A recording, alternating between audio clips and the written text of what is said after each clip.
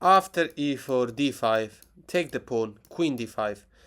We're looking at the variation with queen d5 and knight c3 now attacking the queen. And in this video, we're going to focus on queen to a5. We have already seen some stuff about this already. In this video, we're going to complete the repertoire with queen a5 and, at least go do as much as possible.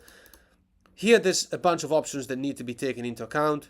In the past, we went through bishop g4 idea and bishop f5 and how to respond to that. We mentioned bishop f5 comes with the idea of b4 and so on. In this video, we're just going to go through things we haven't seen, c6 or e6 or knight f6. But first, let's quickly mention something that wasn't mentioned in one of the previous videos where we covered this queen a5 variation. After bishop g4, we attacked the bishop and we went through bishop h5. We didn't look at this variation, the one where the bishop takes the knight immediately. This is actually worse for black because our opponent gives us the bishop pair for no reason. And now after c6, to stop the influence of the queen attacking b7, d4. See, the moves are kind of interchangeable here. It's just that our opponent gave us the bishop pair for no reason. So if you're wondering, you're just better here. e6 by black in order to develop bishop to d2. Bishop to e7 now is met with queen g3. And you're already winning this game because you're attacking this pawn and you're threatening to infiltrate, and this already cannot be stopped. If it was our move again now, we will just take this pawn, and it's not like it's not poison because bishop f6 here, you just return to g3, and the pawn in d4 cannot really be taken, so you're up a pawn, no compensation whatsoever. If the bishop does take this pawn, then you have the thematic knight to b5 move. The queen is controlling this diagonal, the knight's threatening to go to c7 and win the opponent rook. There's a discard attack on this queen, and so that there's just nothing to do here. So in this position, after queen g3, what if black defends that pawn with bishop to f6? Okay, knight to d5 comes, knight to b5. And now, that's it. There's an attack on the queen will have to go. Wherever she goes, doesn't matter. Even if she goes back, knight c7 is just happening. And you're winning a free rook. So in this position, what about g6?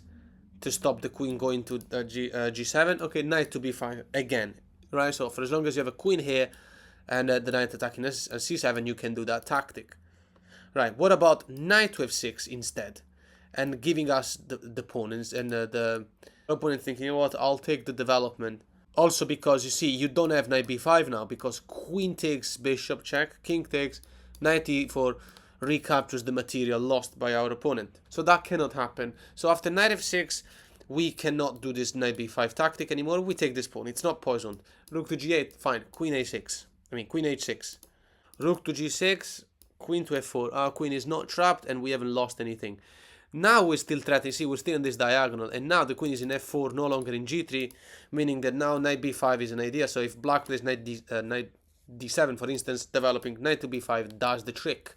There's no sacrifice or anything because this fork isn't working anymore, right? Our queen is in f4. So knight d7 or any other developing move isn't really working. After knight to d5, attacking this knight, attacking this queen. Okay, we take. And after queen takes back, c4. We're trading, we're up in material, and we have the bishop pair. Completely winning endgame. So here the queen will have to move now, queen to d8. And it's not like the queen can stay relevant. Where else can she go? There's actually not a single other square that makes sense to go to, except maybe queen g5 or queen h5. But we are going to keep attacking that queen anyway. We're developing with the bishop and so on. Queen to g5, which is just helping off the swaps. We continue this game with the with the bishop pair, so at least our opponent should try to retain the pieces, especially the queen. Queen d8, okay, bishop c3, improving the position of the bishop. Knight to d7, g3, reducing the influence of this rook, also because we want to be able to develop the bishop without losing the pawn. And now let's make an example. Rook to f6, attacking the queen is met simply with queen to e4, attacking this pawn. And it's a completely winning position. Let's close that line there. If instead of rook f6, black plays knight to f6, developing. Okay, bishop to d3. That's the best way to put the bishop. We don't want to put it in fianchetto because these two pawns look fairly solid. Rook to g8, moving away. Castle. It's a safe castle, believe it or not. Bishop to d6, attacking the queen. Queen to f3. You're completely safe. Queen to c7. Ultimating the pressure over here. Now black is starting to take this pawn. If we take back with the pawn, rook takes g3, wins for black, so you have to be careful. But here you simply take the knight. There is nothing. Bishop takes, the best move is king to h1. And that's it. Okay, so let's make a recap now so we can look at the other variations. So the queen d5, knight attacks the queen, queen goes to a5, and knight to f3. Alright, so let's look at something else. There's this idea that has to be seen. It's a little bit more passive, e6, which basically locks this bishop in. And how to respond to this is simply development, d4, and now bishop to b4. This is the plan of the black player. Put pressure on this knight, and after knight f6 and castle, and then basically put the other bishop in fianchetto, because to be fair, it will be a good place for the bishop, for this bishop. So the black player sometimes, not all the Scandinavian players want to play bishop g4 with this idea of bishop h5, bishop f3. Some of them want to place the bishop in fianchetto. Here, bishop to d2, more defense over that knight. Knight f6, bishop to d3, normal development. Castle, castle, c6. Okay, the usual move. Now the reason is simple. I mentioned how the black player wants to play the bishop in fianchetto, but can he really do it? b6 is really bad, because by opening this diagonal, we can now exploit this move, knight to e4. This is the move we will play immediately. So with attacking this knight, we're threatening to open the king side, and then there's going to be a full devastation of the king side and infiltration of our pieces. Knight h4, the queen is going to h5, attacking h7. Look how perfectly so many of our pieces are aiming there. And that can't be ignored, unless our opponent wants to play bishop e7, but then, you know, you're missing the part where the bishop takes the queen. And taking this bishop doesn't matter, because we have a deviations. Knight takes, pawn takes, and then we can recapture this guy with the knight, and we're infiltrating. And it's not like, you know, after take here, it's not like we're completely winning or anything. It's positions like plus 150 or something, but the black player, he's now in a worse position, and you surely need to be careful to what he does. We have a threat of playing queen to g4 check. This wins the game on the spot. Because when the king moves or the queen blocks, doesn't matter. Either way, we have queen e4, which attacks the rook and the checkmate square. That means we're winning the game. So in this position, we're threatening queen to g4. It's a very dangerous idea. Bishop b7 in fianchetto doesn't work. Instead, you might argue, okay, the bishop will be covering this diagonal, meaning that the whole queen g4, queen e4 idea doesn't work because the bishop is guarding that. This is simply met with bishop e4 anyway. And now black, ironically, will end up playing c6 anyway and pinning this own pawn, so that's stupid. What about knight to c6, for instance? Well, okay, knight to b3, attacking the queen. Nowhere that makes sense to go to with the queen except, let's say, queen to g5. But now queen to f3 doubles the pressure on that knight, and we're winning the game. What if instead, you might argue, after knight b3 attacking the queen just goes to b5, where she is still defending that knight, c4, and now the queen will have to abandon the defense of that knight, and we can carry on. So in this position, we mentioned our threats, queen g4 and everything. What about our opponent plays f5? It looks like he stops everything. We're now rook to e1, and look, the thing is that the position of our opponent is just worse. You might argue that black has got huge control of the light squares, especially after bishop b7, and especially this king is not going to get checkmated, and after knight to d7 and knight f6, our opponent will play a normal game. Okay, look, remember all the threats we're making. Now, after bishop has just gone to b7 in fianchetto, queen h5, and after the knight moves, whatever, rook e3, and we're threatening to, you know, take the whole guns all the way to the opponent king side. If knight to f6 now attacking the queen, you might argue rook g3 doesn't lead to checkmate, of course, but queen g5 does. Check, the king has to move, and then you take this knight. That's a fork. And so you see how the position is you know, there's so much better chances for the white player. Oh, and by the way, in this position, obviously f4 to desperately try to trade queens doesn't work. Remember, we have a threat. You know, our bishop is very well placed. It's attacking that diagonal. It's going to h7. This brings us back to make a recap so we can face that, you know, we can continue looking at that scenario, the one with e6, so the passive opening. Okay, d4, bishop b4, bishop d2. And obviously, we're not going to look at bishop takes because it's giving us the bishop pair for nothing. We get to develop. Bishop is very well placed. The queen will have to move again, and there's not even c6, meaning that this queen will not have anywhere that makes sense to go to. Okay, knight f6 by black, bishop d3, castle, castle. Okay, so c6. Now you know that our opponent doesn't have that choice of playing the bishop in fianchetto. There's a reason why the bishop in the Scandinavian goes this side usually. And that's because it's, that it is what it is. Let's mention one more thing. After b6 here, we said that knight a4. Obviously, I forgot to mention before, but there's no need to, because, knight takes in e4, you might argue, and but then bishop e4 comes with an attack on the rook, meaning that our opponent will still not be able to play the bishop in fianchetto. So let's abandon that and let's go through c6. Okay, a3, attack the bishop. And now, bishop taking the knight doesn't make sense.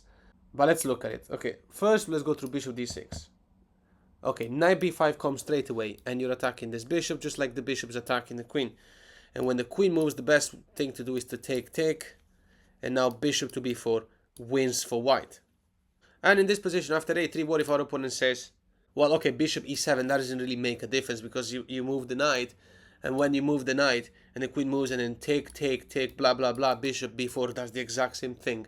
So here, what if black says, you know what, I'll take this nightmare of a knight.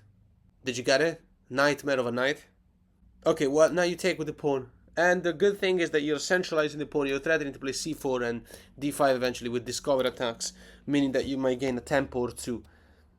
But anyway, let's go on with the weapon. Knight e7. Okay, rook e1 is the best move. Let's look at this one first. c5. How do you respond to this? Knight to e5. Very simple. And the idea is to play queen e2. Well, obviously, if the knight takes our knight and rook takes back, we're pinning this pawn. It's a completely winning position. If instead, let's say rook to d8, queen e2 is the best move. And black has a very simple idea. Knight to f7 sacrifice. When the king takes back, the infiltration of the queen in e6 is absolutely deadly. I mean, if that happens, knight takes, king takes, and then queen takes, check. King only move is king to f8. And now bishop to c4 should end the game. So in this position, rook to d8, we mentioned before queen e2. What if they take our knight and say, you know what, I don't want to deal with this knight f7 threat. Okay, pawn takes, and now there's an attack on that knight. The knight will have to move, and when the knight does move, knight to d5, you can just play c4. There's an attack on the knight, there's an attack on the queen, and there's no way to save both of them unless our opponent plays this move, knight to c3, but now queen to h5, and it's game over. We're threatening to go to h7, so after g6, stopping that, queen to g5. And the idea, crazy enough, at this point is to just take this knight, obviously because queen can't take back because we have an attack on this rook. So we can assume that our opponent will play this move, bishop d7, getting the bishop out. Even if they don't play that move, still, there's a reason why the position is evaluated +6 at this point, and it's simply to exploit the darkness, the weakness on the dark squares. Queen f6 now with the threat of bishop h6, and black is in huge trouble. So one more recap. And okay, take, knight c3, queen a5, knight f3, and we're gonna go through knight f6 now. Straight away, knight f6. Okay, same stuff. d4 and bishop g4. This is not a transposition. I always pay much attention to making sure that we don't end up in position we've seen before. The thing is, like, what about black plays maybe bishop g4, and after d4, then black plays knight f6? No, because if bishop g4 comes, then h3 is an immediate move, and it claims an immediate response. So here, okay, you might say, okay, h3 comes now then, and this is a transposition. No, because after the bishop moves, g4, the bishop moves, knight e5, e6, and now h4 is a threat. So there's a slight change of plans. So you see, if our opponent hadn't played the knight f6 early variation, right, straight away knight f6, we wouldn't have played the pawn in d4.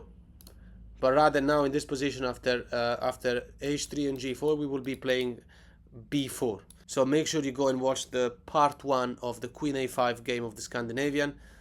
Anyway, let's move on. We've just played h4, and we're threatening to obviously trap the bishop. This cannot be stopped.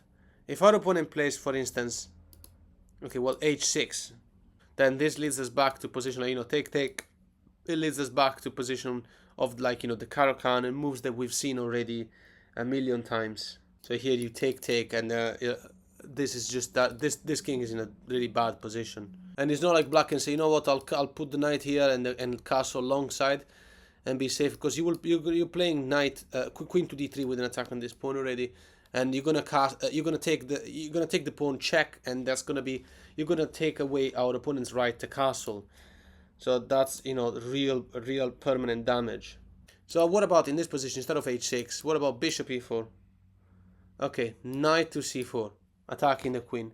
If the queen goes on the same diagonal of our bishops, let's say queen a6, then f3, and the bishop has got nowhere to move. Bishop g6, then you can trap it with h5. What about bishop to c6, then knight d6 check, and the bishop will take the queen. If the bishop goes to d5 and say, you know, you can't do knight d6 check now because I can take it with the queen. Okay, fine, but now we play knight to b5.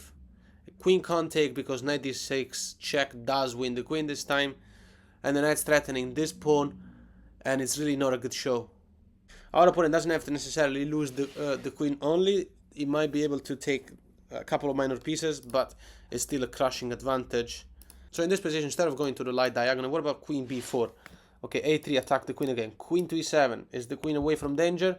Knight takes bishop. Knight takes back. And now queen f3 attacks the knight. And also pins the knight, because we're attacking b7 and we're threatening to win the pawn and the rook. What about knight d6? Does it stop everything? No, because knight takes.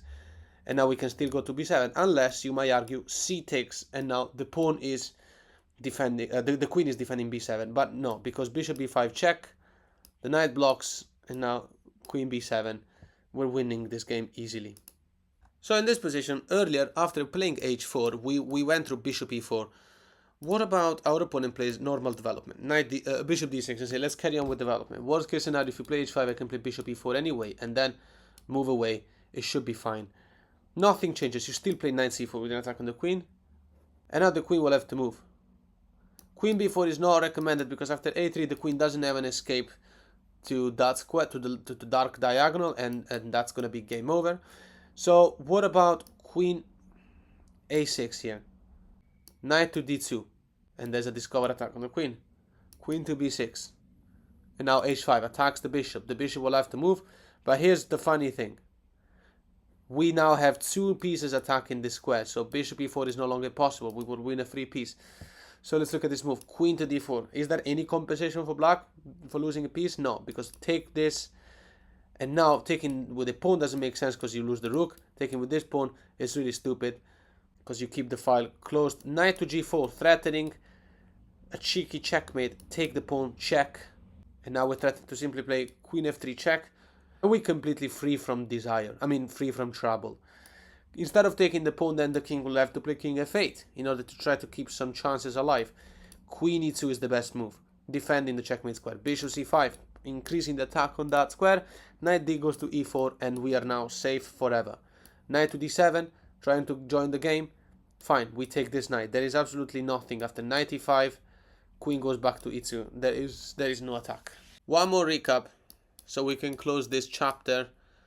Knight c3, queen a5, knight f3. What if black plays the early c6? Here it's a little bit too soon to see if black is trying to play passive. It's too soon to see. You can't play the knight. It's not knight f6 move, so we don't know if we should play d4. It's not bishop g4 move, so we don't know if we should play h3, a g4, and then the idea of b4. We'll have to see. c6 is kind of a boring move, so you just play d4. Always safe to play. Okay, knight f6, and now bishop to c4 is the best move. Okay, bishop to g4. Don't be fooled here by this, because I fell for this myself. Here there is no bishop f7 sacrifice. Don't do this, because when the king takes, knight e5 does not put double attack on this bishop, recapturing it, because black can just take the knight with the queen with check. And when you take back, you lose this, and then you take here, but then you lose this, and you're down a piece. So back in this position, just h3, bishop h5, g4, bishop g6, and now bishop to d2. So in this variation, when black plays c6 straight away, you're going to play the setup with d4, bishop c5, bishop c4. Okay, e6, h4. So we're going for that thing, and it's crazy enough. This is the line I wanted to show you. We haven't seen this type of idea. h5 traps the bishop. Well, I mean, yes, it's still a possibility to play bishop e4, but then you win the bishop pair also because knight takes bishop. It comes with an attack on this queen, so we're completely winning. However, in this variation, it looks like the knight can just take in g4. It's a free pawn, but now you just still play h5. And now the bishop will have to move. The only square will be bishop to f5, queen e2. And now what to do? Our opponent can't really do anything that makes sense, considering our next move. So let's make an example. Bishop e7, going on with development. Okay, knight h4. Attacking this bishop, even though it's well defended. Knight to d7, knight to b5. And that's what we wanted to do. We're creating an obstruction here. The queen is no longer defending that bishop. We're threatening to take it, although you might argue that the pawn will take back. Fine. After knight b5, the queen will have to go back to d8. Now we take. Pawn takes back. And now knight to d6 come with check. King to f8. Knight to f7. Wins for white. And in this position, straight after capturing the black bishop, what if our opponent takes our knight first and says, you know what, I've recaptured the piece, but there's two pieces hanging. There's an attack on the bishop in c4, an attack on the knight. What are you going to do about it? Okay, knight g7 checks, getting out of problem, although king f8, and now there's, again, this piece is hanging. However, bishop to e6. And now pawn takes bishop is not possible because knight e6 check wins the queen. It's a fork. So the king will have to take this, but now queen takes in g4 check. And when the king moves, bishop captures this knight. Easy win.